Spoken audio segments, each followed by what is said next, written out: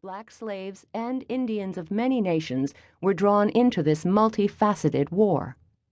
The narrative of the Revolutionary era is more true to its people and more fascinating in its complexity if it includes less familiar regions and peoples, and if it encompasses the war's experiences and results in all their diversity. The war on the Gulf Coast proves two truths often buried by common narratives of the Revolutionary War: that most people chose sides for reasons besides genuine revolutionary or loyalist fervor, and that non-British colonists exercised a great deal of influence over the war's outcome.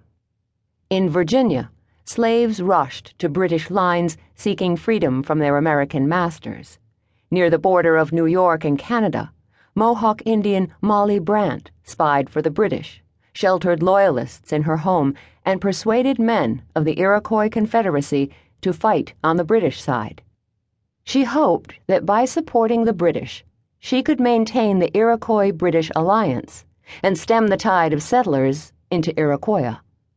Sometimes support was merely for self-preservation. In Vincennes, present-day Indiana, French families came out to welcome American George Rogers Clark with a bottle of wine when he took their town from the British, assuring him of their love of the American rebels. They did the same for the British when they retook Vincennes a few months later, and again brought out the wine when Clark returned, each time hoping to curry favor with whatever military power was ascendant. This book focuses on the Gulf Coast, from Florida to Louisiana, because of the astounding number of competing interests that came into conflict there. The Gulf Coast was the only site of Revolutionary War battles that was outside the rebelling colonies during the war, but soon became part of the United States. The Gulf Coast's war included participants that most people do not think of when they consider the American Revolution: the French and Spanish, who had a centuries-long history in the region; Creeks, Chickasaws, and Choctaws, whose lands spread from the coast deep into the interior of the continent; and people of African descent, whose experiences of enslavement and freedom differed widely and, with the introduction of large-scale plantation slavery, would be changing faster than ever. The people. To make sense of the dizzying complexity of the Revolutionary War on the Gulf Coast, this book centers on 8 individuals. These characters stand in for larger peoples, but also illustrate that imperial relationships were almost always personal, and that the most complete history is a multi-perspectival one.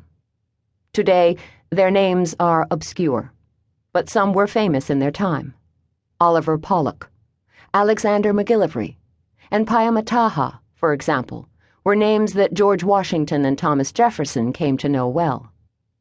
Less known was Petit Jean, who grew up a slave in Mobile. As he tended his master's cattle, he would never have imagined that he would become a trusted spy and courier for Spain. Yet right before the Spanish fleet left Havana for Pensacola, it was Petit Jean who transported Spanish orders for New Orleans to prepare the local militias to aid the naval forces.